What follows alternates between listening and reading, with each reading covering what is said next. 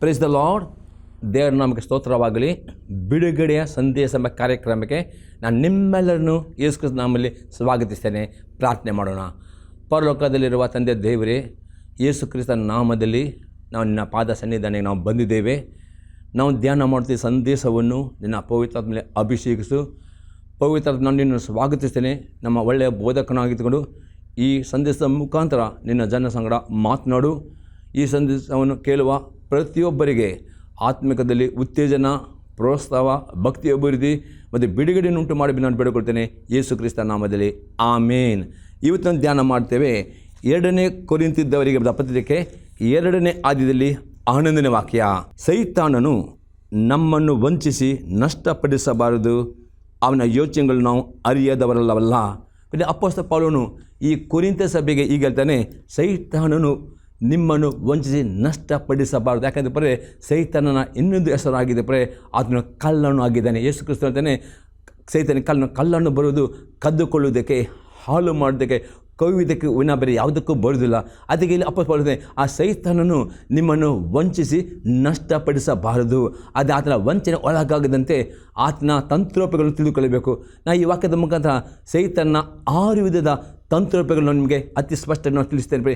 ಈ ತಂತ್ರೋಪಗಳನ್ನು ತಿಳಿದುಕೊಂಡು ಇದರಲ್ಲಿ ಜಯ ಹೊಂದುವುದಾದರೆ ಸೈತಾನಿಗೆ ಯಾವ ರೀತಿ ನಿಮ್ಮ ಆಶೀರ್ವಾದವಾಗಲಿ, ಆರೋಗ್ಯವಾಗಲಿ ನಿಮ್ಮನ್ನು ಕದ್ದುಕೊಂಡು ಹೋಗ್ಲಿಕ್ಕೆ ಅವನಿಗೆ ಅವಕಾಶ ಸಿಗುವುದಿಲ್ಲ. ಮೊದಲನೆಯ ಕುತಂತ್ರವಾಗಿದೆ, ಸೈತಾನನು ಪಾಪವನ್ನು ಮಾಡಲಿಕ್ಕೆ ದೇವರ ಮಕ್ಕಳನ್ನು ಪ್ರೇರೇಪಿಸ್ತಾನೆ. ನಾವು ನೋಡ್ತೇವೆ ಜ್ಞಾನೋಕ್ತಿ ಪುಸ್ತಕ 1ನೇ ಅಧ್ಯಾಯದಲ್ಲಿ 10ನೇ ವಾಕ್ಯ. ಮಗನೇ, ಪಾಪಿಗಳು ದುಷ್ಪರಿಯನ್ನು ಮಾಡಿದರೆ ನೀನು ಒಪ್ಪಲೇಬೇಡ. ಇಲ್ಲಿ ಸ್ವಲ್ಪ ಮಾಡ್ತಾನೆ, ಸೈತಾನನು ಮನುಷ್ಯರ ಮುಖಾಂತರ ಭಕ್ತಿಯ ಬೇಸವಿದ್ದು ದೇವರ ನಾನಾ ವಿಧದಲ್ಲಿ ಸೈತಾನನು ದೇವರ ಮಕ್ಕಳು ಪಾಪವನ್ನು ಮಾಡಲಿಕ್ಕೆ ದುಷ್ಪರಿಣಾಮ ತರುತ್ತಾನೆ. ಅದಕ್ಕೆ ಸ್ವಲ್ಪ ಮಗನೇ, ಪಾಪಿಗಳು ದುಷ್ಪರಿಣಾಮ ಮಾಡಿ ನೀನು ಒಪ್ಪಲೇಬೇಡ. ಅದೇ ರೀತಿ ಅಪೊಸ್ತಲ ಪೌಲನು ರೋಮಾಪುರದವರಿಗೆ ಬರೆದ ಪತ್ರಿಕೆ 6ನೇ ಅಧ್ಯಾಯದಲ್ಲಿ 12ರಿಂದ 16ನೇ ವಾಕ್ಯದಲ್ಲಿ ಹೀಗೆ ಹೇಳ್ತಾನೆ, ಈಗಿರುವುದರಿಂದ ಸಾಯತಕ್ಕ ನಿಮ್ಮ ದೇಹದ ಮೇಲೆ ಪಾಪನ ಆಳಗೊಳಿಸಿ ನೀವು ದೇಹದ ದುರಾಸೆಗಳಿಗೆ ಒಳಪಡಬೇಡಿರಿ. ಇದು ಮಾತ್ರವಲ್ಲದೆ ನೀವು ನಿಮ್ಮ ಅಂಗಗಳನ್ನು ಪಾಪಕ್ಕೆ ಒಪ್ಪಿಸುವರಾಗಿದ್ದು ದುಷ್ಟತ್ವವನ್ನು ನಡೆಸುವ ಸಾಧನಗಳಾಗ ಮಾಡಬೇಡಿರಿ. ಆದರೆ ಸತ್ತವರಿಗಿಂತ ಜೀವಿತರಾಗಿರಲಾಗಿ ನಿಮ್ಮನ್ನು ದೇವರಿಗೆ ಒಪ್ಪಿಸಿಕೊಟ್ಟು ನಿಮ್ಮ ಅಂಗಗಳನ್ನು ನೀತಿಕೃತ್ಯಗಳನ್ನು ನಡೆಸುವ ಸಾಧನಗಳನ್ನಾಗಿ ಆತನಿಗೆ ಸಮರ್ಪಿಸಿರಿ. ಯಾಕೆಂದರೆ ಪಾಪವು ನಿಮ್ಮ ಮೇಲೆ ಅಧಿಕಾರ ನಡೆಸದು. ನೀವು ಧರ್ಮಶಾಸ್ತ್ರಕ್ಕೆ ಅಧೀನರಲ್ಲ, ಕೃಪೆಗೆ ಅಧೀನರಾಗಿದ್ದೀರಷ್ಟೇ. ಹಾಗಾದರೇನು? ನಾವು ಧರ್ಮಶಾಸ್ತ್ರ ಅಧೀನರಲ್ಲ, ಕೃಪಾಧೀನರಾಗಿದ್ದೇವೆಂದು ಪಾಪವನ್ನು ಮಾಡಬಹುದು? ಎಂದಿಗೂ ಮಾಡಬಾರದು. ನೀವು ಯಾವನಿಗೆ ದಾಸರಂತೆ ವಿಧೇಯರಾಗುತ್ತೇವೆಂದು ನಿಮ್ಮನ್ನು ಒಪ್ಪಿಸಿಕೊಡುತ್ತೀರೋ ಆ ಯಜಮಾನಿಗೆ ದಾಸರಾಗಿ ಇರುವೆಂದು ನಿಮಗೆ ಗೊತ್ತಿಲ್ಲವೋ? ಪಾಪಕ್ಕೆ ದಾಸರಾದರೆ ಮರಣವೇ ಫಲ, ನಂಬಿಕೆಂಬ ವಿಧೇಯತೆಗೆ ದಾಸರಾದರೆ ನೀತಿಯೇ ಫಲ. ಯಾಪ ಅತಿ ಸ್ಪಷ್ಟ ಹೇಳ್ತೇನೆ, ದೇವರ ಮಕ್ಕಳಾದ ನೀವು ಯಾರು ಯೇಸು ಕ್ರಿಸ್ತನ ನಂಬಿಕೆ ಇಟ್ಟುಕೊಂಡು ನೀರಿನಲ್ಲಿ ಮುಳುಗಿ ದೇಶ ತಗೊಂಡಿರ್ತೀರೋ, ನೀವು ಯಾವತ್ತೂ ಆ ಪಾಪಕ್ಕೆ ನಿಮ್ಮ ಮೇಲೆ ಅಧಿಕಾರ ಮಾಡಲಿಕ್ಕೆ ಅವಕಾಶ ಕೊಡಬಾರ್ದು. ಪಾಪವನ್ನು ಮಾಡಲಿಕ್ಕೆ ನಿಮ್ಮ ದೇಹದ ಅಂಗಗಳನ್ನು ಸಮರ್ಪಣೆ ಮಾಡಿಕೊಡಬಾರ್ದು. ಪಾಪವು ಮಾಡಲಿಕ್ಕೆ ನೀವು ನಿಮ್ಮ ಅಂಗಗಳು ಒಪ್ಪಿಸಿಕೊಡುವುದಾರೆ ಮಾತ್ರವೇ ಸೈತಾನಿಗೆ ನಿಮ್ಮ ಮೇಲೆ ಅಧಿಕಾರ ಸಿಗ್ತದೆ. ಆಗ ಆತ ಸರ್ವ ಅಧಿಕಾರದಿಂದ ನಿಮ್ಮ ಕುಟುಂಬವನ್ನು, ನಿಮ್ಮ ಆಶೀರ್ವಾದವನ್ನು, ಆರೋಗ್ಯವನ್ನು, ನಿಮ್ಮ ಹಣಕಾಸನ್ನು ಕದ್ದುಕೊಂಡು ಹೋಗ್ತಾನೆ. ಅದೇ ಅಪೊಸ್ತಲ ಪೌಲನು ಹೇಳ್ತಾನೆ, ನಿಮ್ಮ ಶರೀರದ ಅಂಗಾಂಗಗಳನ್ನು ಪ್ರತಿದಿನ ನೀತಿಯ ಕೃತ್ಯಗಳನ್ನು ಮಾಡುವ ಸಾಧನಗಳಿಗೆ ಆತನಿಗೆ ಸಮರ್ಪಣೆ ಮಾಡಿಕೊಳ್ಳಬೇಕು. ಹಾಗೆ ಮಾಡಿಕೊಟ್ಟರೆ ಸೈತಾನನ ಈ ವಂಚನೆಗೆ ನೀವು ಒಳಪಡುವುದಿಲ್ಲ. ಮತ್ತು ಅಪೊಸ್ತಲ ಪೌಲನು ಹೇಳ್ತಾನೆ, ರೋಮಾಪುರದ ಬರೆದ ಪತ್ರಿಕೆ 6ನೇ ಅಧ್ಯಾಯದಲ್ಲಿ 16ನೇ ವಾಕ್ಯ, ನೀವು ಯಾವನಿಗೆ ದಾಸರ ಒಪ್ಪಿಸಿಕೊಡುತ್ತೀರೋ ಆ ಯಜಮಾನಿಗೆ ನೀವು ದಾಸರಾಗದೆ ಪಾಪವನ್ನು ಮಾಡಿದರೆ ಪಾಪಕ್ಕೆ ದಾಸರಾಗ್ತೀರಿ. ಮತ್ತು ಆ ಪಾಪದ ಯಜಮಾನು ಸೈತಾನನಾಗಿದ್ದಾನೆ. ಪಾಪಕ್ಕೆ ದಾಸರದೆ ಮರಣವೇ ಫಲ. ಅಂದರೆ ಅರ್ಥ, ನೀವು ಪಾಪಕ್ಕೆ ನೀವು ಒಳಗಾಗುವುದಾದರೆ ಸೈತಾನ ನಿಮ್ಮ ಮೇಲೆ ಅಧಿಕಾರ ನಡೆಸ್ತಾನೆ. ಆತನು ನೀವು ಪಾಪ ಮಾಡಿದ ನಂತರ ಆತ ನಿಮ್ಮ ಕುಟುಂಬವನ್ನು, ನಿಮ್ಮ ಆಶೀರ್ವಾದ ಎಲ್ಲ ರೀತಿಯ ಕದ್ದುಕೊಂಡು ಹೋಗ್ತಾನೆ, ಮರಣವನ್ನು ತರುತ್ತಾನೆ. ಆದರೆ ನಂಬಿಕೆ ವಿದ್ಯಾರ್ಥಿಗೆ ದಾಸರದೆ ನೀವು ನೀತಿವಂತರಾಗ್ತೀರಿ, ನೀತಿಯ ಫಲವನ್ನು, ನೀತಿಯ ಆಶೆ ಹೊಂದಿಕೊಳ್ಳುತ್ತೀರಿ. ಹಾಗಾದರೆ ಮೊದಲು ಪ್ರಿಯರೇ, ಸೈತಾನನು ನಿಮ್ಮನ್ನು ವಂಚನೆ ಮಾಡಬಾರ್ದು, ನಿಮ್ಮ ಆಶೆ ನಷ್ಟಪಡಿಸಬಾರ್ದು. ಎಂದಿಗೂ ಪಾಪಕ್ಕೆ ದುಷ್ಪರಿಣಾಮ ತರುವಾಗ ಅದಕ್ಕೆ ಒಪ್ಪಲೇಬಾರ್ದು. ಆ ಪಾಪವನ್ನು ಎದುರಿಸಿ ನಿಲ್ಲುವರಾಗಬೇಕು. ಅದೇ ಪಾಪವನ್ನು ಎದುರು ನಿಲ್ಲಬೇಕಾದರೆ ಪ್ರಿಯರೇ, ದಿನಾಲೂ ದೇವರ ವಾಕ್ಯವನ್ನು ಓದುವವರು, ಧ್ಯಾನಿಸುವರು ಮತ್ತು ಆತನ ವಾಕ್ಯಗಳನ್ನ ಮನದಲ್ಲಿ ಇಟ್ಟುಕೊಳ್ಳುವರು ಆಗಬೇಕು. ಯಾಕೆಂದರೆ ನಾವು ನೋಡ್ತೇವೆ ಕೀರ್ತನೆ 119ನೇ ಕೀರ್ತನೆಯಲ್ಲಿ 11ನೇ ವಾಕ್ಯದಲ್ಲಿ ದಾವೀದ ಹೀಗೆ ಹೇಳ್ತಾನೆ, ನಾನು ನಿನಗೆ ವಿರೋಧವಾಗಿ ಪಾಪ ಮಾಡದಂತೆ ನಿನ್ನ ನುಡಿಗಳನ್ನು ನನ್ನದಲ್ಲಿಟ್ಟುಕೊಂಡಿದ್ದೇನೆ. ಪಾಪ ಎಂದರೆ ಅಧರ್ಮದೆ ದೇವರ ಆಜ್ಞೆ ನೀವು ಅವಿಧರಾಗುವುದೇ ಪಾಪವಾಗಿದೆ. ಅದೇ ಪಾಪ ಮಾಡದಂತೆ ದಿನಾಲು ಒಡಂಬಡಿಕೆಯನ್ನು ಹೊಸ ಒಡಂಬಡಿಕೆಯನ್ನು ಕ್ರಮ ಪ್ರಕಾರ ಓದುವವರಾಗಬೇಕು, ಧ್ಯಾನಿಸುವವರಾಗಬೇಕು. ಅದರಲ್ಲಿ ಓದುವಾಗ ಅದರಲ್ಲಿ ಸಿಗೋದ ಆಜ್ಞೆಗಳನ್ನು ನೀವು ಮನದಟ್ಟು ಮಾಡಬೇಕು, ಭಯಪಾಠ ಮಾಡಬೇಕು, ಅದನ್ನು ಜ್ಞಾಪಕದಲ್ಲಿಡಬೇಕು. ಆವಾಗ ಮಾತ್ರ ಆ ಪಾಪ ಎಂಬ ದುಷ್ಪರಿಣಾಮ ತರುವಾಗ ನಿಮ್ಮ ಆತ್ಮದಲ್ಲಿರುವ ವಾಕ್ಯವು ನಿಮ್ಮ ಮನಸ್ಸಿಗೆ ನೆನಪಿಗೆ ಬರುತ್ತದೆ. ಆಗ ನೀವು ಪಾಪವನ್ನು ಎದುರಿಸಲಿಕ್ಕೆ, ಪಾಪದ ಮೇಲೆ ಜಯ ನಿಮಗೆ ಸಾಧ್ಯವಾಗ್ತದೆ. ಒಂದು ವೇಳೆ ನಿಮಗೆ ದೇವರ ವಾಕ್ಯನು ಹಗಲು ಧ್ಯಾನ ಮಾಡಿ ನಿಮ್ಮ ಮನಸ್ಸಲ್ಲಿ ಅದು ನಮ್ಮ ಇಟ್ಟುಕೊಳ್ಳದಿದ್ದರೆ ಅತಿ ಸುಲಭವಾಗಿ ಪಾಪಕ್ಕೆ ದುಷ್ಪರಿಣಾಮ ಮಾಡ್ತಾನೆ. ಮತ್ತು ಪಾಪ ಮಾಡಿದ ನಂತರ ಆತನು ನಿಮ್ಮ ಆಶನ ಕದ್ದುಕೊಂಡು ಹೋಗ್ತಾನೆ. ಅದಕ್ಕೆ ಎಚ್ಚರಿಕೆಯಾಗಿರಬೇಕು. ಎರಡನೇ ಸಂಗತಿ ಆಗಿದೆ, ಸೈತಾನನು ದೇವರ ಮಕ್ಕಳ ಬಗ್ಗೆ ದೂರು ಹೇಳುವನಾಗಿದ್ದಾನೆ, ಆತನು ದೂರುಗಾರನಾಗಿದ್ದಾನೆ. ನಾವು ನೋಡ್ತೇವೆ ಯೋಬನ ಪುಸ್ತಕ 1ನೇ ಅಧ್ಯಾಯದಲ್ಲಿ 9ರಿಂದ 11ನೇ ವಾಕ್ಯ ತನಕ. ಅದಕ್ಕೆ ಸೈತಾನನು, ಯೋಬನು ದೇವರಲ್ಲಿ ಭಯಭಕ್ತಿಯನ್ನು ಲಾಭವಿಲ್ಲದೆ ಇಟ್ಟಿದ್ದಾನೋ, ನೀನು ಅವನಿಗೂ ಅವನ ಮನೆಗೂ ಅವನ ಎಲ್ಲ ಸ್ವಾಸ್ಥ್ಯಕ್ಕೂ ಸುತ್ತಮುತ್ತಲೂ ಬೇಲಿಯನ್ನು ಹಾಕಿದೆಯಲ್ಲ, ಅವನು ಕೈ ಹಾಕಿದ ಕೆಲಸವನ್ನು ನೀನು ಸಫಲಪಡಿಸುತ್ತಿರುವುದರಿಂದ ಅವನ ಸಂಪತ್ತು ದೇಶದಲ್ಲಿ ವೃದ್ಧಿ ಆಗುತ್ತಾ ಬಂದಿದೆ. ಆದರೆ ನಿನ್ನ ಕೈ ನೀಡಿ ಅವನ ಸೊತ್ತನ್ನೆಲ್ಲ ಅಳಿಸಿಬಿಡು, ಆಗ ಅವನು ನಿನ್ನ ಎದುರಿಗೆ ನಿನ್ನನ್ನು ದೂಷಿಸು ಅಂದನು. ಜೋಬ್ ಚಾಪ್ಟರ್ 1:9-11. ಇಲ್ಲಿ ನೋಡ್ತೇವೆ ದೇವರು ಸೈತಾನ ಅಂತ ಕೇಳುತ್ತಾನೆ. ಅಂದರೆ ದೇವರ ಅಪ್ಪಣೆಯಲ್ಲಿದೆ ಸೈತಾನನಿಗೆ ನಿಮ್ಮಲ್ಲಿ ಅಧಿಕಾರ ಸಿಗುವುದಿಲ್ಲ. ಈಗ ಸೈತಾನನು ದೇವರ ಹೇಳ್ತಾನೆ, ನೀನು ಯೋಬನಿಗೆ ನೀನು ಆಶೀರ್ವಾದ ಮಾಡಿದಿ, ಅವನು ಅಭಿವೃದ್ಧಿ ಆಗಿದ್ದಾನೆ, ನಿನ್ನ ಕೈ ಚಾಚಿ ಅವನ ಆಶೀರ್ವಾದ ತೆಗೆದು ಬಿಟ್ಟರೆ ಅದನ್ನು ದೂಷಿಸ್ತಾನೆ. ಅದು ಈ ಸೈತಾನಿಗೆ ದೇವರು ಅನುಮತಿ ಕೊಡಲಿಕ್ಕೆ ಕಾರಣ ಏನೆಂದರೆ ಯೋಬನ ಪುಸ್ತಕ 32ನೇ ಅಧ್ಯಾಯದಲ್ಲಿ 1ನೇ ವಾಕ್ಯದಲ್ಲಿ ನೋಡ್ತೇವೆ, ಯೋಬನಲ್ಲಿ ಒಂದು ತಾನೇ ನೀತಿ ಅಂತ ಅಹಂಕಾರ ಇತ್ತು. ನಾವು ನೋಡ್ತೇವೆ ಯೋಬನ ಪುಸ್ತಕ 32ನೇ ಅಧ್ಯಾಯದಲ್ಲಿ 1ನೇ ವಾಕ್ಯ. ಆಗ ಯೋಬನು ಸ್ವಂತಗನಲ್ಲಿ ನೀತಿವಂತನಾಗಿದ್ದರಿಂದ ಆ ಮೂವರು ಅವನಿಗೆ ಉತ್ತರ ಕೊಡೋದನ್ನು ನಿಲ್ಲಿಸಿಬಿಟ್ಟರು. ದೇವರು ಕಾರಣವಿಲ್ಲದೆ ಸೈತಾನಿಗೆ ಅನುಮತಿ ಕೊಡುವುದಿಲ್ಲ ದೇವರ ಮಕ್ಕಳನ್ನು ಅಟ್ಯಾಕ್ ಮಾಡೋದಕ್ಕೆ. ಇಲ್ಲಿ ಸೈತನ್ನು ದೂರ ಇರುವಾಗ ದೇವರು ಪರ್ಮಿಷನ್ ಕೊಡುತ್ತಾರೆ. ಕಾರಣ ಯೋಬ ನೆನೆಸಿಕೊಂಡು ತನ್ನಲ್ಲಿ ಪಾಪವಿಲ್ಲ ಎಂಬ ಅಹಂಕಾರ ಇದ್ದೇನೆ ಅಂತಾಗಿ ಆ ಅಹಂಕಾರ ಅವನು ಮುರಿಯಲಿಕ್ಕೆ ದೇವರು ಸೈತನಿಗೆ ಅನುಮತಿ ಕೊಡುತ್ತಾನೆ. ಮತ್ತು ದೇವರ ಅನುಮತಿಯಿಂದ ಸೈತಾನನು ಯೋಬನ ಮಕ್ಕಳನ್ನು ಎಲ್ಲ ಆಸ್ತಿ ಕದ್ದುಕೊಂಡು ಹೋಗ್ತಾನೆ. ಅದಕ್ಕೆ ನಾವು ನೋಡ್ತೇವೆ ಈ ಸೈತನ್ನ ಈ ಒಂದು ದೂರುಗಾರರಿಂದ ನೀವು ಜಯ ಹೊಂದಬೇಕಾದರೆ ಅಪೊಸ್ತಲ ಯೋಹನನು 1ನೇ ಯೋಹನ ಬರೆದ ಪತ್ರಿಕೆ 1ನೇ ಅಧ್ಯಾಯದಲ್ಲಿ 8 ಮತ್ತು 9ನೇ ವಾಕ್ಯದಲ್ಲಿ ಈಗ ಹೇಳ್ತದೆ, ನಮ್ಮಲ್ಲಿ ಪಾಪವಿಲ್ಲವೆಂದು ನಾವು ಹೇಳಿದರೆ ನಮ್ಮನ್ನು ನಾವೇ ಮೋಸಪಡಿಸಿಕೊಳ್ಳುತ್ತೇವೆ ಮತ್ತು ಸತ್ಯ ಎಂಬುದು ನಮ್ಮಲ್ಲಿಲ್ಲ. ನಮ್ಮ ಪಾಪ ಒಪ್ಪಿಕೊಂಡು ಅರಿಕೆ ಮಾಡುವುದರೆ ಅದು ನೀತಿವಂತನು ನಂಬಿಕೆಯಾಗಿರುವುದರಿಂದ ನಮ್ಮ ಸಕಲ ಪಾಪಗಳನ್ನು ಪರಿಹರಿಸಿ ನಮ್ಮನ್ನು ನೀತಿವಂತನೇ ಮಾಡುತ್ತಾನೆ. ಹಾಗಾದರೆ ಸೈತಾನ ನಿಮ್ಮ ಮೇಲೆ ಅಟ್ಯಾಕ್ ಮಾಡಿದಂತೆ ನಿಮ್ಮ ಬಗ್ಗೆ ದೂರ ಇದ್ದಂತೆ ಪ್ರತಿದಿನ ಮುಂಜಾನೆ ಜಾವದಲ್ಲಿಯೂ ರಾತ್ರಿ ಮಲಗುವಾಗಲೂ ಹೆಚ್ಚಾಗಿ ದೇವರನ್ನು ಓದಬೇಕು. ವಾಕ್ಯ ಧ್ಯಾನ ಮಾಡಬೇಕು, ವಾಕ್ಯದಿಂದ ಮೇಲೆ ಅದನ್ನು ಪರೀಕ್ಷೆ ಮಾಡಬೇಕು. ಆಗ ವಾಕ್ಯವು ಕನ್ನಡಿ ಉಪದಲ್ಲಿ ನಿಮ್ಮಲ್ಲಿರುವ ಗುಪ್ತ ಪಾಪವನ್ನು ತೋರಿಸಿಕೊಡುವಾಗ ಒಪ್ಪಿಕೊಳ್ಳಬೇಕು. ದೇವ ನನ್ನ ಶ್ರಮಿಸು, ಎಷ್ಟು ನೀವು ಪಾಪ ಒಪ್ಪಿಕೊಳ್ಳುತ್ತೀರೋ ಕೂಡಲೇ ಯೇಸು ರಕ್ತ ನಿಮ್ಮ ಪಾಪವನ್ನು ತೊಳೆದು ನಿಮ್ಮನ್ನು ಶುದ್ಧೀಕರಿಸ್ತದೆ. ಒಂದು ವೇಳೆ ನೀವು ಪಾಪ ಮಾಡಿ ನನ್ನಲ್ಲಿ ಪಾಪವಿಲ್ಲ, ನಾನು ನೀತಿಯಿಂದ ಆ ಅಹಂಕಾರ ಬರುವುದಾದರೆ ಮಾತ್ರವೇ ಆ ಸೈತಾನ ನಿಮಗೆ ದೂರ ಹೇಳ್ತಾನೆ. ಆ ದೂರ ಹೇಳುವಾಗ ದೇವರು ಸೈತಾನ ಅನುಮತಿ ಕೊಡ್ತಾನೆ. ಯಾಕಂದರೆ ಅವನ ದೂರಿಗೆ ಆಕಾಶ ಮತ್ತು ಭೂಮಿ ಸಾಕ್ಷಿಯಾಗಿಟ್ಟು. ಯಾಕಂದರೆ ನಾವು ನೋಡ್ತೇವೆ ಧರ್ಮೋಪದೇಶಕರ ಪುಸ್ತಕದಲ್ಲಿ 30ನೇ ಅಧ್ಯಾಯದಲ್ಲಿ 19 ಮತ್ತು 20ನೇ ವಾಕ್ಯದಲ್ಲಿ ದೇವರು ಹೇಳ್ತಾನೆ ಮೋಶೆಗೆ ಮತ್ತು ಇಸ್ರಾಯೇಲಿಗೆ, ನಾನು ಆಕಾಶವನ್ನು ಭೂಮಿಯನ್ನು ಸಾಕ್ಷಿಗೆ ಇಟ್ಟಿದ್ದೇನೆ. ಯಾರ್ಯಾರು ದೇವರ ಆಜ್ಞೆಗಳನ್ನು ಕೈಕೊಂಡು ನಡೆಯುತ್ತಾರೋ ಆಕಾಶ ಭೂಮಿಗೆ ಸಾಕ್ಷಿ ಕೊಡದೆ ಅವರಿಗೆ ಆಶೀರ್ವಾದ ಬರಲೇಬೇಕು ಎಂಬುದಾಗಿ.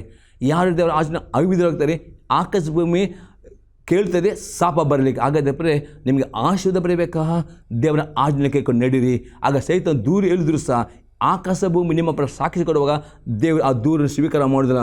ಒಂದು ವೇಳೆ ಯೋಬನಾಗೆ ನನ್ನಲ್ಲಿ ಪಾಪವಿಲ್ಲ, ನಾನು ನೀತಿಯ ಅಹಂಕಾರವಿದ್ದರೆ ಈ ಭೂಮಿ ಮತ್ತು ಆಕಾಶ ನಿಮ್ಮ ಬಗ್ಗೆ ಸಾಕ್ಷಿ ಕೊಡುತ್ತದೆ. ಆಗ ಸೈತನ್ ದೂರ ಇರುವಾಗ ದೇವರು ಅವನಿಗೆ ಅನುಮತಿ ಕೊಡುತ್ತೆ. ಹಾಗಾದರೆ ಸೈತನ್ ದೂರಿಗಾರನು ನಿಮ್ಮ ಬಗ್ಗೆ ದೂರ ಇಲ್ಲದಂತೆ ಹಗಲು ರಾತ್ರಿ ನೀವು ಎಚ್ಚರಿಕೆಗೊಳ್ಳಬೇಕು ಮತ್ತು ಆ ದೂರನ್ನು ಸೋಲಿಸಬೇಕಾದ್ರೆ 3 ಆಯುಧಗಳನ್ನು ಉಪಯೋಗ ಮಾಡಬೇಕು. ನಾವು ನೋಡ್ತೇವೆ ಪ್ರಕಟಣೆ ಗ್ರಂಥ 12ನೇ ಆದಿಯಲ್ಲಿ 10 ಮತ್ತು 11ನೇ ವಾಕ್ಯ. ಆಗ ಪರಲೋಕದಲ್ಲಿ ಶಬ್ದವನ್ನು ಕೇಳಿದನು, ಅದೀಗ ಜಯವು ಶಕ್ತಿಯು ರಾಜ್ಯವು ನಮ್ಮ ದೇವರಿಗೆ ಉಂಟಾಯಿತು. ಅದನ್ನು ಅಭಿಷೇಕಿಸಿದವನ ಅಧಿಕಾರವು ಈಗ ಸ್ಥಾಪಿತವಾಯಿತು. ಹಗಲಿರುಳು ನಮ್ಮ ಸಹೋದರರ ಮೇಲೆ ನಮ್ಮ ದೇವರ ಮುಂದೆ ದೂರ ಇಲ್ಲದ ದೂರಗಳನ್ನು ದಬ್ಬಲ್ಪಟ್ಟಿದ್ದಾನೆ. ಅವರು ಪ್ರಾಣದ ಮೇಲಿನ ಪ್ರೀತಿಯನ್ನು ತೊರೆದು ಮರಣಕ್ಕೆ ತೆಗೆದೆ ಯಜ್ಞದ ಕುರಿದಾತನ ರಕ್ತದ ಬಲದಿಂದಲೂ ತಮ್ಮ ವಾಕ್ಯದ ಬಲದಿಂದಲೂ ಅವನನ್ನು ಜಯಿಸಿದರು. ನೋಡ್ತೇವೆ ಈಗ ಸೈತನು ಮಧ್ಯ ಹಾಕಿಸಲಿದ್ದಾನೆ. ಹಗಲು ರಾತ್ರಿ ದೇವರ ಮಕ್ಕಳ ಬಗ್ಗೆ ಸಹೋದರರ ಬಗ್ಗೆ ದೂರ ಹೇಳುವ ಅವನ ಕೆಲಸವಾಗಿದೆ. ಆತನು ರ್ಯಾಪ್ಚರ್ ಆದ ನಂತರ ಟ್ರಿಬ್ಯುಲೇಷನ್ ಕೆಳಗೆ ಬೀಳ್ತಾ ಅಷ್ಟರ ಮೇಲೆ. ಆಗ ಈ ದೂರಗಾರನು ನಿಮ್ಮ ಮೇಲೆ ದೂರ ಹೇಳಿದಂತೆ ಅದನ್ನು ಜಯಿಸಬೇಕಾದರೆ ಇಲ್ಲಿ ನಾವು ನೋಡ್ತೇವೆ 3 ಆಯುಧಗಳ ಉಪಯೋಗ ಮುಂದಾಗಿದೆ. ಅವರು ಪ್ರಾಣದ ಮೇಲಿನ ಪ್ರೀತಿಯನ್ನು ತೊರೆದು ಅದರ ಅರ್ಥವಾಗಿದೆ ನಿಮ್ಮ ಸರಿಯಾದ ಸ್ವಭಾವಗಳನ್ನು ಪ್ರತಿದಿನ ಕ್ರೂಜಿಗೆ ಹಾಕುವರು ಆಗಬೇಕು. ಆಗ ಸೈತಾನಿಗೆ ನಿಮ್ಮ ಮೇಲೆ ದೂರಲಿಕ್ಕೆ ಅವಕಾಶ ಇರುವುದಿಲ್ಲ. ನಾವು ನೋಡ್ತೇವೆ ಗಲಾತ್ಯರ ಪತ್ರಿಕೆ 5ನೇ ಆದಿಯಲ್ಲಿ 22ರಿಂದ 24ನೇ ವಾಕ್ಯದಲ್ಲಿ ದೇವರ ಆತ್ಮನಿಂದ ಉಂಟ ಫಲವೆಂದರೆ ಪ್ರೀತಿ, ಸಂತೋಷ, ಸಮಾಧಾನ, ದೀರ್ಘಶಾಂತಿ, ದಯೆ, ಉಪಕಾರ, ನಂಬಿಕೆ, ಸಾಧುತ್ವ, ಸಮಧಿಮೆ, ಈ 9 ಫಲಗಳು ಇಂಥವುಗಳ ಮೇಲೆ ಯಾವ ಧರ್ಮಶಾಸ್ತ್ರವು ಆಕ್ಷೇಪಿಸುವುದಿಲ್ಲ. ದೇವರ ಆತ್ಮನ ಪ್ರಕಾರ ನಡೆಯುತ್ತದೆ. ಈ 9 ಫಲಗಳ ಮೇಲೆ ಕಂಡು ಬರ್ತವೆ. ಯಾವ ಧರ್ಮಶಾಸ್ತ್ರವು ಯಾವ ಸೈತನು ನಿಮ್ಮನ್ನು ಅಪರಾಧ ಹೇಳಲಿಕ್ಕೆ ಆಗುವುದಿಲ್ಲ. ಅದು 24ನೇ ವಾಕ್ಯದಲ್ಲಿ ಅಪೊಸ್ತಲ ಪೌಲನು ಈಗ ಹೇಳ್ತಾನೆ, ಕ್ರಿಸ್ತ ಯೇಸುವಿನವರು ತಮ್ಮ ಶರೀರ ಭಾವವನ್ನು ಅದರ ವಿಷಯಾಭಿಲಾಷೆ ಸ್ವೇಚ್ಛಾಭಿಲಾಷೆತ ಶಿಲುಬೆಗೆ ಹಾಕಿದವರು. ಇದು ಆಗಿದೆ ನಿಮ್ಮ ಶರೀರಾಧೀನ ಸ್ವಭಾವವನ್ನು ದಿನಾಲು ಶಿಲುಬೆಗೆ ಹಾಕುವರಾಗಬೇಕು. ಆಗ ಸೈತನಿಗೆ ನಿಮ್ಮ ದೂರಲಿಕ್ಕೆ ಅವನ ಅವಕಾಶ ಇದೆ, ಅವನು ಸೋತು ಹೋಗ್ತಾನೆ. 2ನೇ ಅರ್ಥವಾಗಿದೆ ಯಜ್ಞದ ಕುರಿದ ತನ್ನ ರಕ್ತದ ಬಲ. ಅದರ ಅರ್ಥ ನೀವು ಪಾಪ ಮಾಡಿದ ಕೂಡಲೇ ಒಪ್ಪಿಕೊಳ್ಳಬೇಕು. ಯಾವನು ಪಾಪ ಮಾಡಿದ ಕೂಡಲೇ ಒಪ್ಪಿಕೊಳ್ಳಿ. ಹೌದು ದೇವ ನಾನು ತಪ್ಪು ಇಮ್ಮಿಡಿಯೇಟ್ ಒಪ್ಪಿಕೊಳ್ಳಬೇಕು ವಿನ ಅದನ್ನು ನೀವು ತಿರಸ್ಕಾರ ಮಾಡಬೇಡಿ. ಯಾಕೆ ನೀವು ಪಾಪ ಒಪ್ಪಿಕೊಳ್ಳದಿದ್ದರೆ ಸೈತನು ದೂರ ಹೇಳ್ತಾನೆ. ಒಪ್ಪಿಕೊಳ್ಳುವುದರೆ ಯೇಸು ಕ್ರಿಸ್ತ ನೀತಿವಂತನು ಕೃಪಾಳು. ಆ ರಕ್ತವು ನಿಮ್ಮ ಪಾಪವನ್ನು ತೊಳೆದು ಶುದ್ಧೀಕರಿಸುವಾಗ ಸೈತನಿಗೆ ದೂರಲಿಕ್ಕೆ ಅವನಿಗೆ ಅವಕಾಶ ಸಿಗುವುದಿಲ್ಲ. ಮುಂದೆ ನೋಡ್ತೇವೆ ತಮ್ಮ ವಾಕ್ಯದ ಬಲದಿಂದ ಅವನು ಜಯಿಸು. ಇದು ಅರ್ಥವಾಗಿದೆ ದೇವರ ವಾಕ್ಯಕ್ಕೆ ನಾವು ವಿಧೇಯರಾಗಬೇಕು. ದೇವರ ವಾಕ್ಯ ವಿಧೇಯರಾಗುವಾಗ ಸೈತನ್ನು ಸೋತು ಹೋಗ್ತಾನೆ, ನಿಮ್ಮ ದೂರ. ಈ 3 ಸಂಗತಿಗಳನ್ನು ಮಾಡಿಕೊಂಡು ಈ ದೂರಗಳ ಮೇಲೆ ಜಯ ಹೊಂದಿಕೊಂಡು ನಿಮ್ಮನ್ನು ವಂಚನೆ ಮಾಡದೆ ನೀವು ಜಾಗರೂಕರಾಗಬೇಕು ಎಂಬುದಾಗಿ ದೇವರ ಆತ್ಮನು ಇವತ್ತು ಹೇಳುತ್ತಾನೆ. ಇವತ್ತು ಅನೇಕರು ಸೈತನ್ನ ವಂಚನೆ ಒಳಪಟ್ಟುಕೊಂಡು ನಿಮ್ಮ ಜೀವಿತ ಆಶೀರ್ವಾದ, ಆರೋಗ್ಯ, ನಿಮ್ಮ ಸಂಪತ್ತು, ನಿಮ್ಮ ಮಕ್ಕಳನ್ನು ಅಥವಾ ಗಂಡ ಹೆಂಡತಿಯನ್ನು ನಷ್ಟ ಹೊಂದಿರೋ ಕಾರಣ ಈ ಸೈತನ ವಂಚನೆ. ಅದಕ್ಕೆ ಅಪೊಸ್ತಲ ಪೌಲನು ಅಂತಾನೆ, ಸೈತನು ನಿಮ್ಮನ್ನು ವಂಚಿಸಿ ನಷ್ಟಪಡಿಸಬಾರದು, ಆತನ ಆಲೋಚನೆಗಳನ್ನು ಅದಕ್ಕೂ ತಿದ್ದುಕೊಳ್ಳುವರಾಗಬೇಕು. 3ನೇ ಆಗಿದೆ ಸೈತಾನನು ರೋಗಗಳನ್ನು ತರುತ್ತಾನೆ. ನಾವು ನೋಡ್ತೇವೆ ಯೋಬನ ಪುಸ್ತಕ 2ನೇ ಆದಿಯಲ್ಲಿ 5ರಿಂದ 7ನೇ ವಾಕ್ಯ ತನಕ. ಆದರೆ ನಿನ್ನ ಕೈ ಚಾಚಿ ಅವನ ಅಸ್ಥಿ ಮಾಂಸಗಳನ್ನು ಒಡೆ, ಅವನು ನಿನ್ನ ಮುಖದೆದುರಿಗೆ ನಿನ್ನನ್ನು ದೂಷಿಸುವನು ಅಂದನು. ಯೋಬನು ಸೈತನಿಗೆ, ಅವನು ನಿನ್ನ ಕೈಯಲ್ಲಿದ್ದಾನೆ, ನೋಡು ಅವನ ಪ್ರಾಣವನ್ನಾದರೂ ಉಳಿಸಲೇಬೇಕು ಎಂದು ಅಪ್ಪಣೆ ಕೊಟ್ಟನು. ಆಗ ಸೈತಾನನು ಯೆಹೋವನ ಸನ್ನಿಧಾನದಿಂದ ಹೊರಟು ಯೋಬನ ಅಂಗಾಲು ಮೊದಲುಗೊಂಡು ನಡುನಿತ್ಯವರೆಗೂ ಕೆಟ್ಟ ಕುರುಗಳನ್ನು ಹುಟ್ಟಿಸಿ ಅವನು ಬಾಧಿಸನು. ನೋಡ್ತೇವೆ ಅನೇಕ ಮೆಜರ್ ಜಾಸ್ತಿಯಾಗಿ ರೋಗಗಳು ಸೈತನದಲ್ಲೇ ಬರ್ತವೆ. ಕೆಲವೊಂದು ರೋಗಗಳು ನಿಮ್ಮ ಅಜಾಗ್ರತೆ ಬರಬಹುದು. ಅದು ಮೋಸ್ಟ್ಲಿ ಅನೇಕ ರೋಗಗಳು ಸೈತನ ಬರ್ತವೆ. ಆದರೆ ಈ ಸೈತನ್ನು ರೋಗಗಳು ತರದಂತೆ ನೀವು ಯಾಕೆ ಸೈತ ರೋಗಗಳು ತರಲಿಕ್ಕೆ ದೇವರು ಅನುಮತಿ ಕೊಟ್ಟನು? ನಾನು ನೋಡ್ತೀವಿ ಯೋಬನ ಪುಸ್ತಕ 33ನೇ ಆದಿಯಲ್ಲಿ 14ರಿಂದ 19ನೇ ವಾಕ್ಯ. ದೇವರು ಮಾತನಾಡುವ ರೀತಿ ಒಂದುಂಟು, ಅದು 2 ಉಂಟು. ಮನುಷ್ಯನಾದರೂ ಲಕ್ಷಿಸುವುದಿಲ್ಲ. ಮನುಷ್ಯನಿಗೆ ಗಾಢನಿದ್ದೆ ಉಂಟಾದಾಗಲೂ ಹಾಸಿಗೆ ಮೇಲೆ ಜಂಪು ಹತ್ತಿದಾಗಲೂ ಆತನು ಸ್ವಪ್ನದಲ್ಲಿ ರಾತ್ರಿಯ ಕನಸಿನಲ್ಲಿ ಅವರ ಕಿವಿಯನ್ನು ತೆರೆದು ಅವರಿಗೆ ಶಿಕ್ಷಾವಸ್ಥಾನವನ್ನು ಉಪದೇಶಿಸಿ ಅದಕ್ಕೆ ಮುದ್ರೆ ಹಾಕುವನು. ಹೀಗೆ ಮನುಷ್ಯನನ್ನು ಅವನ ದುಷ್ಕಾರ್ಯದಿಂದ ತಪ್ಪಿಸುವನು. ಮಾನವನಿಗೆ ಗರ್ವವನ್ನು ಮರೆ ಮಾಡುವನು. ಅವನ ಆತ್ಮವನ್ನು ಅಧೋಲೋಕಕ್ಕೆ ಬೀಳದಂತೆ ತಡೆದು ಅವನ ಜೀವವನ್ನು ದೈವಸ್ಥನ ಅಳಿದು ಹೋಗದ ಹಾಗೆ ನಿಲ್ಲಿಸುವನು. ಇದಲ್ಲದೆ ಸಂಕಟದಿಂದಲೂ ನಿತ್ಯವಾದ ಅಸ್ಥಿಪೀಡದಿಂದಲೂ ಮನುಷ್ಯನು ಹಾಸಿಗೆ ಮೇಲೆ ಸಿಕ್ಕಿಸಲ್ಪಡುವನು. ಪ್ರೇ ದೇವರು ಕೃಪಾಳು ಆಗಿದ್ದಾನೆ. ಯೋಬನಿಗೆ ಪ್ರೇ ಆ ರೋಗ ಬಂದಲು ದೇವರು ಯೋಬನ ಹತ್ರ ಮಾತನಾಡಿದ್ದನು. ಪ್ರೇ ಒಂದಲ್ಲ ಎರಡು ತಿಳಿ ಮತ್ತು ಕನಸಲೆಂಬ ಇವತ್ತು ಪ್ರವಾಸ ಮಾಡಿ ದೇವರು ನಿಮ್ಮ ಹತ್ರ ಮಾತನಾಡ್ತಾನೆ. ಪ್ರೇ ಅಟ್ಲೀಸ್ಟ್ 3 ವಿಧವಾಗಿ ಪ್ರೇ ಒಂದು ಆಗಿದೆ, ದಿನಾಲು ದೇವರ ವಾಕ್ಯ ಓದಬೇಕು. ವಾಕ್ಯ ಓದುವಾಗ ಪವಿತ್ರಾತ್ಮನಲ್ಲಿ ಮಾತನಾಡ್ತಾನೆ.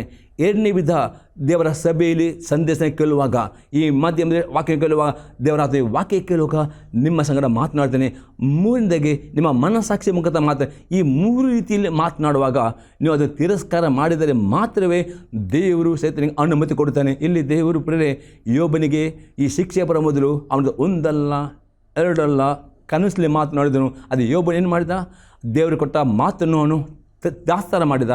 ಮರೆತು ಹೋದ ನಿಮಿತ್ತಾಗಿ ಸೈತನಿಗೆ ಅನುಮತಿ ಕೊಟ್ಟ ರೋಗ ಮುಖಾಂತರ ಅವನಿಗೆ ಬಾಧಿಸಲಿಕ್ಕೆ. ಮತ್ತು ರೋಗ ಬರುವಾಗ ಪ್ರೇರೆ ಅವನು ಅಲ್ಲಿ ಪಶ್ಚಾತ್ತಾಪಟ್ಟ ಆಗದೆ ಪ್ರೇರೆ ನಿಮಗೆ ರೋಗಗಳಿಂದ ಮನಕರದಿಂದ ಸಂಪೂರ್ಣ ಸಂರಕ್ಷಿಸಬೇಕಾದರೆ ದೇವರ ಮಾತನ್ನು ಎಂದಿಗೂ ಮರೆತು ಬಿಡಬಿಡಿರಿ.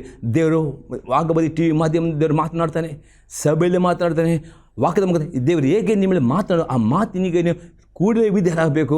ಆಗ ವಿಧೇಯರಾಗಿದ್ದರೆ ದೇವರು ನಿಮ್ಮ ಆರೋಗ್ಯದಾಯಕ ಅಂದ್ಕೊಂಡು ಯಾವ ರೋಗಗಳು ಬಂದ ನಿಮಗೆ ಕಾಪಾಡುವನಾಗಿದ್ದಾನೆ. ಒಂದು ವೇಳೆ ಯೋಬನಾಗೆ ದೇವರ ಮಾತನಾಡಿದ್ರು ಸಹ ನಿಮ್ಮ ಅದನ್ನು ಕಠಿಣ ಮಾಡಿಕೊಂಡು ದೇವರ ವಾಕ್ಯ ಅವಿಧರಾದರೆ ಆ ದೂರಗಳನ್ನು ದೂರ ಹೇಳುವಾಗ ಅಲ್ಲಿ ದೇವರು ಅಪ್ಪಣೆ ಕೊಡ್ತಾನೆ. ಯಾಕೆಂದರೆ ನಿಮಗೆ ಪಶ್ಚಾತ್ತಾಪ ಪಡೋದಕ್ಕೋಸ್ಕರವಾಗಿ ಬರೇ. ಈಗ 4ನೇ ಸಂಗತಿ ನೋಡ್ತೇವೆ, ಸೈತಾನನು ದೇವರ ವಾಕ್ಯಗಳನ್ನು ನಿಮ್ಮ ಮನಸ್ಸಿಂದ ಕದ್ದುಕೊಳ್ಳುತ್ತಾನೆ, ಅದಕ್ಕೆ ಅವಕಾಶ ಕೊಡಬಾರದು. ಮತ್ತೇನು ಬರೋ ಸುವಾರ್ತೆ 13ನೇ ಅಧ್ಯಾಯದಲ್ಲಿ 18 ಮತ್ತು 19ನೇ ವಾಕ್ಯ. ಬಿತ್ತುವನ ವಿಷಯವಾದ ಸಾಮ್ಯದ ಅರ್ಥವನ್ನು ಕೇಳಿರಿ. ಯಾವನಾದರೂ ಪರಲೋಕ ರಾಜ್ಯದ ವಾಕ್ಯವನ್ನು ಕೇಳಿ ತಿಳುಕೊಳ್ಳದಿರುವಲ್ಲಿ ಸೈತಾನನು ಬಂದು ಆ ಮನುಷ್ಯನ ಮನಸ್ಸಿನಲ್ಲಿ ಬಿತ್ತಿದ್ದನ್ನು ತೆಗೆದು ಹಾಕ್ತಾನೆ. ಆ ಮನುಷ್ಯನೇ ಬೀಜ ಬಿದ್ದ ದಾರಿ ಮಗುಲಾಗಿರುವನು. ಪ್ರೇರೆ ದೇವರ ವಾಕ್ಯನ ಕೇಳುವಾಗ ಪ್ರೇರೆ ಅದು ಕಿವಿಗುಟ್ಟು ಕೇಳಬೇಕು. ಪ್ರೇರೆ ಅದು ಪುನಃ ಈ ವಾಕ್ಯ ಕೇಳುವಾಗ ನಿಮ್ಮ ನೋಟ್ಬಲ್ಲಿ ಬರೆದುಕೊಳ್ಳಿರಿ. ಅದು ಪುನಃ ಯೂಟ್ಯೂಬ್ನ ಪುನಃ ಕೇಳಿರಿ. ಆ ವಾಕ್ಯ ಅರ್ಥ ಮಾಡಿಕೊಳ್ಳಿರಿ, ಜ್ಞಾಪಕದಲ್ಲಿಡಿರಿ. ಅದೇ ವಿಧೇಯರಾಗಿರಿ. ಪ್ರೇರೆ ಸೈತಾನನಿಗೆ ಗೊತ್ತುಂಟು, ದೇವರ ವಾಕ್ಯನ ವಿಧೇಯರಾಗಿದ್ದರೆ ಆತನು ಸೋಲಿಸಲ್ಪಡುತ್ತಾನೆ, ಅವನಿಗೆ ನಿಮ್ಮನ್ನು ನಷ್ಟ ಮಾಡಿ ಆಗುವುದಿಲ್ಲ. ಅದಕ್ಕೆ ಸೈತಾನ ಪ್ರೇರೆ ನೀವು ವಾಕ್ಯನ ಕೇಳುವಾಗ ಓದುವಾಗ ನಿಮ್ಮ ಮನಸ್ಸಲ್ಲಿ ಅದು ಇಟ್ಟುಕೊಳ್ಳದೆ ಕದ್ದುಕೊಂಡು ಹೋಗ್ತೇನೆ. ಅದಕ್ಕೆ ಪ್ರೇರೆ ದೇವರ ವಾಕ್ಯ ಇರ್ತದೆ, ಆತನು ನಿಮ್ಮ ಮನಸ್ಸಲ್ಲಿ ಬಿತ್ತ ವಾಕ್ಯನ ಕದ್ದುಕೊಳ್ಳದಂತೆ ಹಗಲು ರಾತ್ರಿ ದೇವರ ವಾಕ್ಯನ ಓದುವವರು, ಕೇಳುವವರು, ಧ್ಯಾನಿಸುವವರು ಅತಿ ಅಗತ್ಯವಾದ. ಎಷ್ಟು ದೇವರ ವಾಕ್ಯ ಧ್ಯಾನಿಸ್ತಿರೋ ಆ ವಾಕ್ಯವು ನಿಮ್ಮಲ್ಲಿ ಅದು ನಿಮ್ಮಲ್ಲಿ ಸ್ಟೋರೇಜ್ ಆಗ್ತದೆ, ನಿಮ್ಮಲ್ಲಿ ಅದು ತುಂಬಲ್ಪಡ್ತದೆ. ಆವಾಗ ನಿಮಗೆ ನೀವು ಕೇಳಿದ ವಾಕ್ಯ ಮರೆತು ಹೋಗೋದೆ. ಅಪೊಸ್ತಲ ಯಾಕೋಬ ಹೇಳ್ತಾನೆ, ಯಾಕೋಬನ ಪತ್ರಿಕೆ 1ನೇ ಅಧ್ಯಾಯದಲ್ಲಿ 25ನೇ ವಾಕ್ಯ, ನೀವು ಬಿಡುಗಡೆಯುಂಟು ಮಾಡುವ ಈ ಧರ್ಮ ಪ್ರಮಾಣವನ್ನು ಲಕ್ಷ್ಯ ಕೊಟ್ಟು ನೋಡಿ, ಇನ್ನೂ ನೋಡ್ತಲೇ ಇರುವವನು ಅದು ಮರೆತು ಬಿಡದೆ ಅವುಗಳ ಕೈಕೊಂಡು ನಡೆಯುವನು ಧನ್ಯನಾಗೋನು. ಇವತ್ತು ಈ ಕೇಳುವ ಸಂದೇಶದಲ್ಲಿ ನಿಮಗೆ ಬಿಡುಗಡೆ ಉಂಟು, ನಿಮಗೆ ಆಶೀರ್ವಾದ ಉಂಟು, ನಿಮ್ಮ ರೋಗಗಳು ಗುಣವಾಗ್ತವೆ. ಆದರೆ ಈ ಕೇಳಿದ ವಾಕ್ಯಗಳು ಸೈತಾನನು ನಿಮ್ಮ ಮನಸ್ಸಲ್ಲಿ ಕದ್ದುಕೊಳ್ಳಲು ಹೋಗೋದಕ್ಕೆ ಅವಕಾಶ ಕೊಡದೆ ಈ ಕೆಲ ವಾಕ್ಯಗಳನ್ನು ಪುನಃ ಕೇಳಿರಿ, ಪುನಃ ಓದಿರಿ, ನಿಮ್ಮ ಸತ್ಯವೇದದಲ್ಲಿ ಧ್ಯಾನ ಮಾಡಿರಿ, ಭಯಪಡ ಮಾಡಿರಿ. ಅದೇ ವಿಧೇಯರಾಗುವುದಾದರೆ ಸೈತಾನನು ನಿಮ್ಮನ್ನು ನಿಮ್ಮ ವಾಕ್ಯ ಕದ್ದುಕೊಂಡು ಹೋಗ್ಲಿಕ್ಕೆ ಆಗುವುದಿಲ್ಲ. ಆ ವಾಕ್ಯ ನಿಮ್ಮಲ್ಲಿ ಜೀವ ಬರ್ತದೆ, ಬಿಡುಗಡೆ ಬರ್ತದೆ, ಆಶೀರ್ವಾದ ಬರ್ತದೆ. ಈ ರೀತಿ ಸೈತಾನ ಈ ಕುತಂತ್ರ ಮೇಲೆ ಜಯವನ್ನು ಹೊಂದುವವರು ಆಗಬೇಕು. 5ನೇ ಸಂಗತಿ ನೋಡ್ತೇವೆ, ಸೈತಾನನು ಸುಳ್ಳುಗಾರನಾಗಿದ್ದಾನೆ. ಆ ಸುಳ್ಳು ಬೋಧನೆ ಮುಖಾಂತರ ದೇವರ ಮಕ್ಕಳನ್ನು ವಂಚಿಸ್ತಾನೆ. ನಾವು ನೋಡ್ತೇವೆ ಗಲಾತ್ಯದವರಿಗೆ ಬರೆದ ಪತ್ರಿಕೆ 5ನೇ ಅಧ್ಯಾಯದಲ್ಲಿ 19ರಿಂದ 21ನೇ ವಾಕ್ಯ. ಶರೀರಭಾವದ ಕರ್ಮಗಳು ಪರಿಶುದ್ಧವಾಗಿವೆ. ಯಾವುದೆಂದರೆ ಜಾರತ್ವ, ಬಂಡುತನ, ನಾಚಿಕೆಗೇಡಿತನ, ವಿಗ್ರಹ ಆರಾಧನೆ, ಮಾಟ, ಅಗೆತನ, ಜಗಳ, ಹೊಟ್ಟೆಕಿಚ್ಚು, ಸಿಟ್ಟು, ಕಕ್ಷಭೇದ, ಭಿನ್ನಮತ, ಮತ್ಸರ, ಕುಡಿಕಿತನ, ದುಂದುತನ ಇಂಥವುಗಳೇ. ಇವುಗಳ ವಿಷಯದಲ್ಲಿ ಇಂಥ ಕಾರ್ಯಗಳನ್ನು ನಡೆಸುವವರು ದೇವರಾಜ್ಯಕ್ಕೆ ಬಾಧ್ಯರಾಗುವುದಿಲ್ಲವೆಂದು ನಾನು ಹಿಂದೆ ಹೇಳಿದಂತೆ ಈಗಲೂ ನಿಮ್ಮನ್ನು ಎಚ್ಚರಿಸುತ್ತೇನೆ. ಅತಿ ಸ್ಪಷ್ಟ ಹೇಳ್ತೇನೆ ಪ್ರಿಯರೇ, ಯೇಸು ನಾವು ನಂಬಿಕೆಯಿಡುವುದು ಮಾತ್ರ ಅಲ್ಲ, ನಂಬಿಕೆಯಿಟ್ಟು ನೀರಿನಲ್ಲಿ ಮುಳುಗಿದ್ದು ಅಂದುಕೊಳ್ಳುವರಾಗಬೇಕು ಮತ್ತು ನಿಮ್ಮ ಪಾಪಕ್ಕೆ ಪಶ್ಚಾತ್ತಾಪ ಹೊಡುವರಾಗಬೇಕು. ಇವತ್ತು ಸೈತಾನನು ಸುಳ್ಳುಗಾರನಾಗಿದ್ದಾನೆ. ಆತ ಈ ರೀತಿ ಸುಳ್ಳು ಬಿತ್ತುತ್ತಾನೆ. ಇಲ್ಲಿ ನೋಡ್ತೇವೆ ಗಲಾತ್ಯ ಸಭೆಯಲ್ಲಿ ಸೈತಾನನು ಸುಳ್ಳು ಬೋಧಕರ ಮುಖಾಂತರ ನೀವು ಎಷ್ಟು ನಂಬಿಕೆ ಇಟ್ಟರೆ ಸಾಕು, ನೀರಲ್ಲಿ ಮುಳುಗಿ ತೆಗೆದುಕೊಂಡ್ರೆ ಸಾಕು, ಮತ್ತು ಹೇಗೆ ಜೀವನ ಮಾಡ್ತಾರೆ ಪ್ರೇರೆ ಹಾಗೆ ಇಲ್ಲ. ಯೇಸು ನಂಬಿಕೆ ಇಟ್ಟವರು, ನೀರಲ್ಲಿ ಮುಳುಗಿ ತೆಗೆದುಕೊಂಡವರು ಈ ಸರಿಯಾದ ಸ್ವಭಾವ ನಡೆಯುತ್ತಾರೆ. ಅಪೊಸ್ತಲನು ಕಡಖಂಡದಲ್ಲಿ ಇಂಥವರು ಪರಲೋಕ ರಾಜ್ಯಕ್ಕೆ ಬಾಧ್ಯರಾಗುವುದಿಲ್ಲ. ಹಾಗಾದರೆ ಪರೇ ಸೈತಾನನು ಸುಳ್ಳು ಬೋಧನೆಯಿಂದ ಅನೇಕ ದೇವರ ಮಕ್ಕಳನ್ನು ವಂಚಿಸ್ತಾನೆ. ನೀವು ಪಾಪವನ್ನು ಜೀವಿಸಲು ತೊಂದರೆ ಇಲ್ಲ, ಕೃಪೆ ಎಂದಿಗೂ ಪ್ರೇರೆ ಕೃಪೆ ಕೊಡಲ್ಪಟ್ಟಿದೆ. ಪಾಪದಲ್ಲಿ ಜೀವಿಸಲಿಕ್ಕಲ್ಲ, ದೇವರ ಕೃಪೆ ಆಗಿದೆ. ಈ ಲೋಕದಲ್ಲಿ ಪಾಪವನ್ನು ಹಾಗೆ ಮಾಡಬೇಕು, ಈ ಲೋಕದಲ್ಲಿ ನೀತಿವಂತರಾಗಿ ಭಕ್ತಿ ಉಳ್ಳವರಾಗಿ ಪರಿಶುದ್ಧ ಜೀವನ ಮಾಡಲಿಕ್ಕೆ ದೇವರು ಕೃಪೆ ಕೊಟ್ಟಿದ್ದೀವಿನ ಪಾಪ ಮಾಡಲಿಕ್ಕೆ ಅಲ್ಲ. ಪ್ರಿಯುತ ಅನೇಕ ದೇವರ ಮಕ್ಕಳು ಕೃಪೆ ಉಂಟು ಎಂಬುದಾಗಿ ಅವರು ಖುಷಿ ಬಂದ ಪ್ರಕಾರ ಪಾಪ ಮಾಡ್ತಾರೆ ಮತ್ತು ನಂಬಿಕೆ ಇಟ್ಟರಾಗೋ ಈ ಅಲ್ಲ. ಇಲ್ಲಿ ದೇವರ ವಾಕ್ಯ ಅತಿ ಸ್ಪಷ್ಟತೆ, ಯೇಸು ನಂಬಿಕೆ ಇಟ್ಟು ಅವರು ನೀಲಿ ಮುಳುಗಿದು ಈ ಸರಿಯಾದ ಸ್ವಭಾವಗಳನ್ನು ಅವರು ಬಿಟ್ಟು ಬಿಡಬೇಕು. ಅದಕ್ಕೆ ಪಶ್ಚಾತ್ತಾಪ ಪಡಬೇಕು. ಆ ಪಶ್ಚಾತ್ತಾಪ ಪಡೆದೇ ಆ ಸರಿಯಾದ ಪ್ರಕಾರ ನಡೆಯುತ್ತಾರೆ, ಅಪೊಸ್ತಲನು ಅವರ ಪರಲೋಕಕ್ಕೆ ಹೋಗುವುದಿಲ್ಲ. ಅದೇ ಇಂಥ ಸುಳ್ಳು ಬೋಧನೆ ಮುಖಾಂತರ ಸಹಿತ ನಮ್ಮನ್ನು ವಂಚಿಸಲಿಕ್ಕೆ ಅವಕಾಶ ಕೊಡಬೇಡಿರಿ. ಇನ್ನೊಂದು ಎಕ್ಸಾಂಪಲ್ ನೋಡ್ತೇವೆ. ಎಫೆಸದವರಿಗೆ ಬರೆದ ಪತ್ರಿಕೆ 5ನೇ ಅಧ್ಯಾಯದಲ್ಲಿ 3ರಿಂದ 7ನೇ ವಾಕ್ಯ ತನಕ. ಜಾರತ್ವ, ಯಾವ ವಿಧವಾದ ಬಂಡುತನ, ದರಿಭಾಷೆ ಇವುಗಳ ಸುದ್ದಿಯಾದರೂ ನಿಮ್ಮಲ್ಲಿ ಇರಬಾರದು. ಇವುಗಳಿಗೆ ದೂರವಾಗಿರುವುದೇ ದೇವಜನರಿಗೆ ಯೋಗ್ಯವಾದುದು. ಹೊಲಸು ಮಾತು, ಹುಚ್ಚು ಮಾತು, ಕುಚ್ಚುವುದೇ ಮಾತು ಇವು ಬೇಡ, ಅಯುಕ್ತವಾಗಿವೆ. ಇವುಗಳನ್ನು ಬಿಟ್ಟು ದೇವರಿಗೆ ಉಪಕಾರ ಸುದ್ದಿ ಮಾಡುವುದು ಉತ್ತಮ. ಜಾರರು, ದುರಾಚಾರಿಗಳು, ವಿಗ್ರಹ ಆರಾಧಕರು, ಲೋಭಿಗಳು ಇವರು ಒಬ್ಬರಿಗಾದರೂ ಕ್ರಿಸ್ತನ ಮತ್ತು ದೇವರಾಜ್ಯದಲ್ಲಿ ಬಾಧ್ಯತೆ ಇಲ್ಲವೆಂದು ನೀವು ಚೆನ್ನಾಗಿ ಬಲ್ಲಿರಲ್ಲವೇ. ಊರಿಲ್ಲದ ಮಾತನಾಡುವವರಿಗೆ ಕಿವಿಗುಟ್ಟು ಮೋಸ ಹೋಗಬೇಡಿರಿ. ಅಂಥ ಕೃತ್ಯಗಳ ನಿಮಿತ್ತದಿಂದ ದೇವರ ಕೋಪವು ಆತನಿಗೆ ಅವಿಧರಾಗುವ ಮೇಲೆ ಬರುತ್ತದೆ. ನೀವು ಅವರೊಂದಿಗೆ ಪಾಲುಗಾರರಾಗಬೇಡಿರಿ. ಅವನು ಅತಿ ಸ್ಪಷ್ಟಪಡೆ ಈ ಎಫೆಸದಲ್ಲಿರುವ ಸಭಾಪಾಲಕರಿಗೆ, ಸ್ವಾರ್ಥಿಕರಿಗೆ, ನಾಯಕರಿಗೆ, ದೇವರ ಮಕ್ಕಳಿಗೆ ಈ ಪತ್ರಿಕೆ ಹೇಳುವಾಗ ಅಪೊಸ್ತಲನು ಹೇಳ್ತಾನೆ, ಸೈತಾನನು ಸುಳ್ಳುಗಾರನು, ಆತನ ಕೆಲಸ ಸುಳ್ಳು ಬೋಧನೆ ಮಾಡೋದು. ಈ ಸುಳ್ಳು ಬೋಧನೆ ಪ್ರೇರೆ ನೀವು ನಂಬಿಕಿಟ್ಟರೆ ಸಾಕು, ಕೃಪೆ ಉಂಟು ಅಲ್ಲ ಪ್ರೇರೆ. ದೇವರ ವಾಕ್ಯತೆ ಯೇಸು ನಂಬಿಕಿಟ್ಟವರು ನೀರಿನ ಮುಳುಗಿಸಿದವರು ತಮ್ಮ ಪಾಪಕ್ಕೆ ಪಶ್ಚಾತ್ತಾಪ ಪಡಬೇಕು, ಪಾಪ ಬಿಟ್ಟು ಬಿಡಬೇಕು. ಅವರು ಪವಿತ್ರಾತ್ಮ ಅದನ್ನಾಗಿ ನಡಿಬೇಕು, ಪವಿತ್ರಾತ್ಮ ಗುಣ ಅವರು ತೋರಿಬೇಕು. ಈ ಪಾಪಗಳಲ್ಲಿ ಯಾರು ನಡೀತಾರೋ ಅಪೊಸ್ತಲನು ಹೇಳ್ತಾನೆ ಅಂಥ ಸುಳ್ಳು ಬೋಧನೆಗೆ ಹೇಳ್ತಾನೆ, ಊರಿಲ್ಲದ ಮಾತುಗಳಾಡುವವರಿಗೆ ಕಿವಿಡು ಇಂಥ ಸುಳ್ಳು ಬೋಧನೆಗೆ ಕಿವಿ ಮೋಸ ಹೋಗಬೇಡಿ. ಆಗುತ್ತೆ ಸೈತನು ಅನೇಕ ದೇವರ ಮಕ್ಕಳನ್ನು ಬರೀ ಇಂಥ ಸುಳ್ಳು ಬೋಧನೆಲ್ಲ ಮೋಸಪಡಿಸಿ ಅದಕ್ಕೆ ಎಚ್ಚರಿಕೆಯುಳ್ಳವರಾಗಬೇಕು. ಬರೀ ನೀವು ಮೋಸ ಹೋದರೆ ನಿಮ್ಮ ರಕ್ಷಣೆ ಕಳೆದುಕೊಳ್ಳುತ್ತೀರಿ ಮತ್ತು ದೇವರ ಶಿಕ್ಷೆ ಒಳಪಡುತ್ತೀರಿ, ಕಷ್ಟಕ್ಕೆ ಸಂಕಟ ಒಳಪಡುತ್ತೀರಿ, ಟ್ರಿಬ್ಯುಲೇಷನಲ್ಲಿ ಉಳಿತೀರಿ. ಅದಕ್ಕೆ ಅವಕಾಶ ಕೊಡಬೇಡ್ರಿ.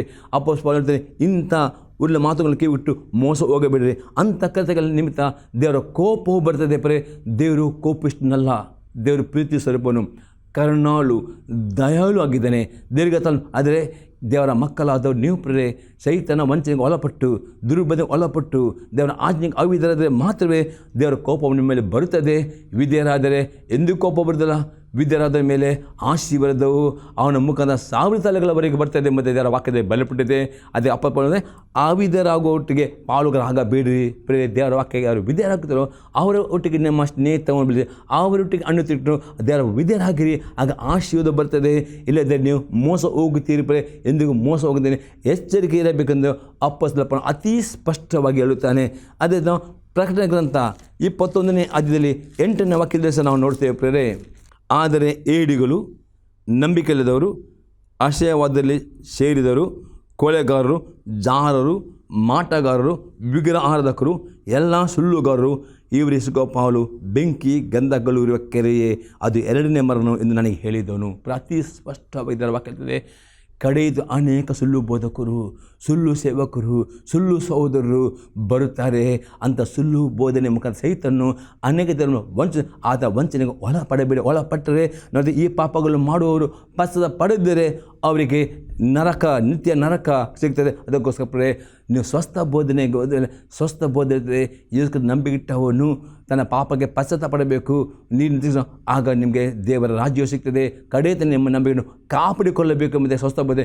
ಈ ರೀತಿ ನೀವು ಮೋಸ ಹೋಗಬೇಡಿರಿ. ಪ್ರೇರೆ 6ನೇ ಸಂಗತಿ ಆಗಿದೆ, ಸೈತಾನನು ಗರ್ಜಿಸುವ ಸಿಂಹವಾಗಿದ್ದಾನೆ. ಪೇತ್ರನು ಬರೆದ 1ನೇ ಪತ್ರಿಕೆ ಅದೇ 5ನೇ ಅಧ್ಯಾಯದಲ್ಲಿ 8 ಮತ್ತು 9ನೇ ವಾಕ್ಯ. ಸ್ವಸ್ಥಚಿತ್ತನಾಗಿರಿ, ಎಚ್ಚರವಾಗಿರಿ. ನಿಮ್ಮ ವಿರೋಧಿಯಾಗಿರುವ ಸೈತಾನನು ಗರ್ಜಿಸುವ ಸಿಂಹದೋಪದಲ್ಲಿ ಯಾರು ನುಂಗಲಿ ಎಂದು ಹುಡುಕುತ್ತಾ ತಿರುಗುತ್ತಾನೆ. ನೀವು ನಂಬಿಕೆ ದೃಢವಾಗಿದ್ದು ಅವನನ್ನು ಎದುರಿಸಿರಿ. ಅಪ್ಪಸ್ತಲರು ಸೈತಾನನ ಪ್ರಿಯರೇ ಗರ್ಜಿಸುವ ಸಿಂಹದ ಪ್ರಿಯರೇ ದೇವರ ಮಕ್ಕಳನ್ನು ನುಂಗಲಿಕ್ಕೆ ನೋಡ್ತಾನೆ. ಅದಕ್ಕೋಸ್ಕರ ಪ್ರಿಯರೇ ಎಚ್ಚರವಾಗದ ಪ್ರಿಯರೇ ಸೈತಾನನು ಈ 6 ವಿಧದಲ್ಲಿ ನಿಮ್ಮನ್ನು ವಂಚನೆ ಪಡಿಸಿದಂತೆ ನೀವು ಯಾವಾಗಲೂ ಪ್ರಾರ್ಥನೆಯಲ್ಲಿ ಪ್ರಿಯರೇ ಎಚ್ಚರವಾಗಿರಬೇಕು. ಕರ್ತನ ಸಭೆಯಾಗಿ ಸೇರಿ ಬರೋದು ಎಂದಿಗೂ ಬಿಟ್ಟು ಬಿಡಿ. ಪ್ರತಿ ಆದಿತ್ಯವಾರ ತಪ್ಪದೆ ನಂಬಿಕಸ್ಥರಾಗಿ ನಿಮ್ಮ ಸಭೆಯಲ್ಲಿ ನೀವು ನಂಬಿಕಸ್ಥರಾಗಿ ಆ ಸಭೆ ಒಟ್ಟಿಗೆ ಅಣ್ಣತೆ ಇಡುವುದು ಬಿಟ್ಟು ಬಿಡಬೇಡಿರಿ. ದಿನಲ್ಲೂ ವೈಯಕ್ತಿಕವಾಗಿ ಪ್ರಾರ್ಥನೆ ಮಾಡಬೇಕು. ಕುಟುಂಬವಾಗಿ ಪ್ರಾರ್ಥನೆ ಮಾಡಬೇಕು. ದಿನ ವಾಕ್ಯ ಓದುವವರಾಗಬೇಕು, ವಾಕ್ಯ ಕೇಳುವವರಾಗಬೇಕು, ವಿಧೇಯರಾಗಬೇಕು. ಈ ರೀತಿ ನೀವು ಎಚ್ಚರವಾಗುವುದಾದರೆ ಸೈತಾನನು ಯಾವ ರೀತಿಯಲ್ಲಿ ನಿಮ್ಗೆ ವಂಚನೆ ಮಾಡಲಿಕ್ಕೆ ಆಗೋದೆ. ನೀವು ಆತನ ಮೇಲೆ ಜಾಗೃತೀರಿ, ಆತನ ಎದುರಿಸಲಿಕ್ಕೆ ಸಾಧ್ಯವಾಗದೆ. ಇಲ್ಲದಿದ್ದರೆ ವಂಚನೆ ಆಗೋದಕ್ಕೋಸ್ಕರ ಅಪ್ಪಸ್ತಲ ಪೌಲನು ಹೇಳ್ತಾನೆ, ಸೈತಾನ ನಿಮ್ಮನ್ನು ವಂಚಿಸಿ ನಷ್ಟ. ಈ 6 ಸಂಗತಿಗಳನ್ನು ಪುನಃ ರಿಪೀಟ್ ಮಾಡಿದೆ.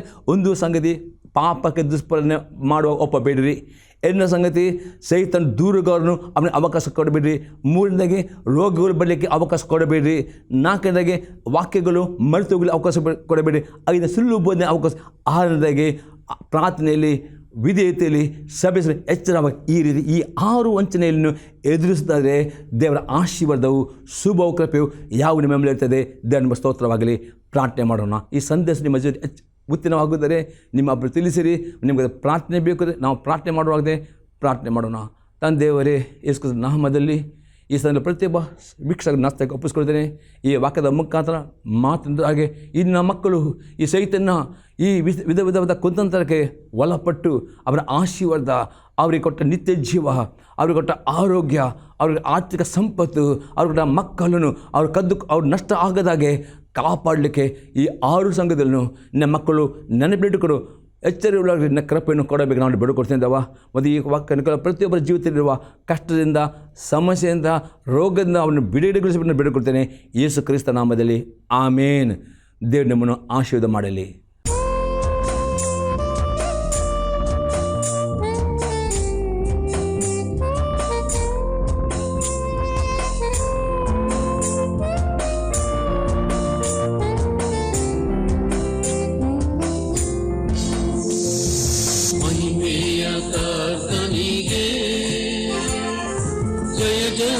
ಜಯವೆನ್ನಿರಿ, ಜಯ ವೀರ ದೇವನಿಗೆ ನಿತ್ಯ ಸ್ತುತಿ